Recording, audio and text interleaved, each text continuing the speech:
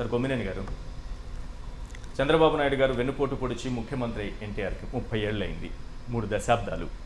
కానీ ఒక్క విషయం ఏంటంటే సంక్షోభాన్ని అవకాశాలుగా మలుచుకునే వాళ్ళు ఉంటారు, కానీ సంక్షోభాన్ని సృష్టించే అవకాశంగా మలుచుకునే తీరునేమంటారు? ఖచ్చితంగా ఇందాక మీరు చాలా సర్టిఫికెట్లు ఇచ్చారు కదా ఆయనకి వరుస అవన్నీ చాలా ఇంట్రెస్టింగ్గా ఉన్నాయి. అట్లాగే ఆ రకంగా మీ అబ్జర్వేషన్ ఇంతకు మించి లక్షణాలు కూడా ఉండొచ్చా ఈ 10 ఇక అవన్నీ చెప్పుకుంటే పోతే చాలా చెప్పుకోవచ్చు. అయితే ఇక్కడ పాయింట్ ఏంటంటే చాలామంది వెన్నుపోటు అది అని అంటారు. వెన్నుపోట ఎదురుపోట అన్నది నాకు ఇప్పటికీ కూడా దాంట్లో నాకు కొంచెం రకరకాల భిన్నాభిప్రాయాలు ఉన్నాయి. ఆయన ఎదురుగా పొడుస్తుంటే ఎన్టీ రామారావు గారు చూస్తా కూర్చున్నాడు. ఓకే, యాక్చువల్గా జరిగింది అది శ్రీకాకుళం లక్ష్మీపార్వతి గారు వీళ్ళంతా వెళ్ళారు. అక్కడే కొంత డిఫరెన్సెస్ వచ్చినాయి. డాల్ఫిన్ హోటల్లో సమావేశం పెట్టుకున్నారు ఈయన విద్యాధరరావు ఇంకా వగైరా వగైరా అంతా.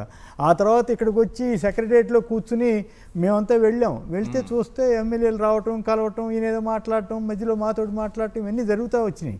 అంటే అంత జరుగుతున్నా కూడా ఎన్టీ రామారావు గారు అమాయకుడు అనుకోవాలా, లేకపోతే బంధుప్రీతి అనుకోవాలా, లేకపోతే ఏమనుకోవాలో తెలియదు, కానీ వారం 10 రోజుల ముందు కనుక అదే ఆయన చంద్రబాబు గారిని తీసేసి కొత్తగా కొంతమందిని తీసుకుంటే ఇష్యూయే లేదు. అంటే ఆయనకి ఇక ఎదురులేని పరిస్థితి ఉండేది. ఎట్లయితే వారం రోజులు లేట్ చేశారు, ఆ తర్వాత తీసినా కూడా ఉపయోగం లేని పరిస్థితి అయిపోయింది.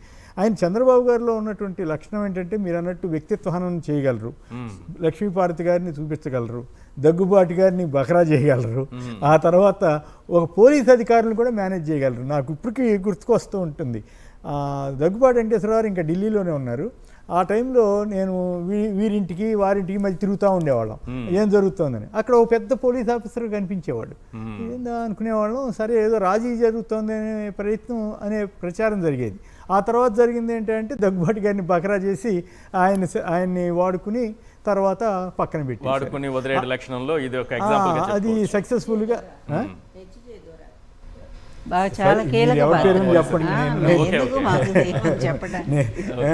సో ఇవన్నీ అట్లాగే మీడియా మేనేజ్మెంట్, అద్భుతమైన మీడియా మేనేజ్మెంట్, అసలు ఆశ్చర్యం వేస్తుంది అనమాట. ఇట్లా కూడా రాయించవచ్చా అన్నట్టుగా కొన్ని పత్రికల్లో రాయించేవాడు.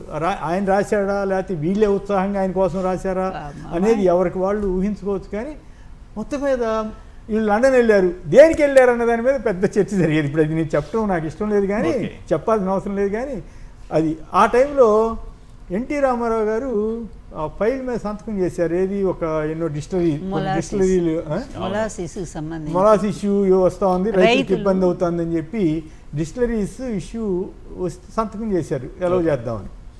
దాంతో అసలు మొత్తం రాష్ట్రం అంతా అట్టుడి, వీళ్ళు లండన్లో ఉన్నారు, ఇక్కడ దేవేంద్ర గౌడ్ గారు ఎక్సైజ్ శాఖ మంత్రి, అసలు మొత్తం మునిగిపోతుందన్నంత హడావుడి చేసి చివరికి అక్కడి నుంచే ఫైల్ మీద సంతకం పెట్టించి ఇక్కడికి వచ్చేటట్టుగా మొత్తం ఇదంతా ఏంటి చంద్రబాబు గారి వల్లే అయింది అని. దగ్గుబాటి వెంకటేశ్వరరావు గారు రాసిన బుక్లో ఇది ఉంటుంది, పాయింట్స్ అన్ని ఇది కూడా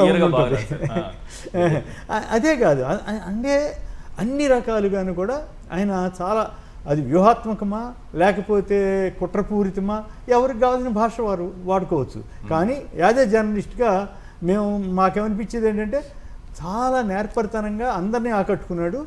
ఎన్టీ రామారావు గారిని సైతం బుట్టలో వేసి ఏం అవ్వదు. ఆయన ఏమనుకున్నారు, ఏదో లక్ష్మీపార్వతి గారు ఒక వర్గం చంద్రబాబు గారు ఒక వర్గం ఇట్లా ఉంటారనుకున్నారు తప్ప తంజావులకు వస్తారని ఆయన ఊహించాలి. నాకు అర్థమైంది దాని ప్రకారం.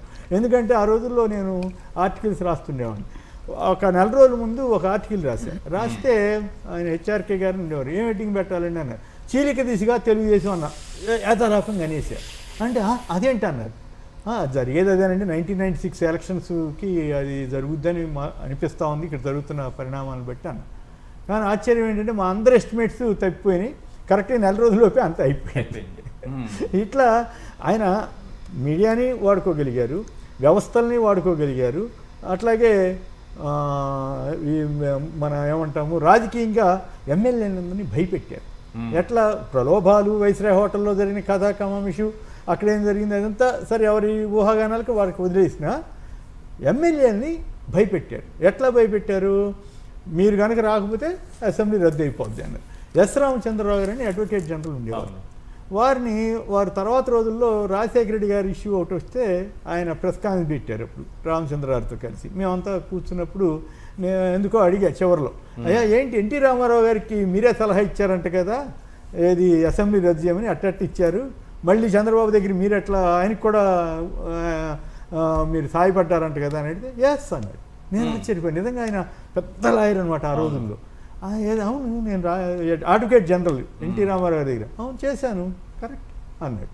అంటే రామచంద్రరావు గారిని సైతం ఆయన బుట్టలో వేసుకున్నాడా లేకపోతే ఈయన చిత్తశుద్ధితోటే ఇది చేశారా? ఎందుకంటే అప్పుడున్న పరిస్థితిలో యాక్చువల్గా గవర్నర్ కృష్ణకాంత్ ఈ సపోజ్ టు యాక్సెప్ట్ దట్.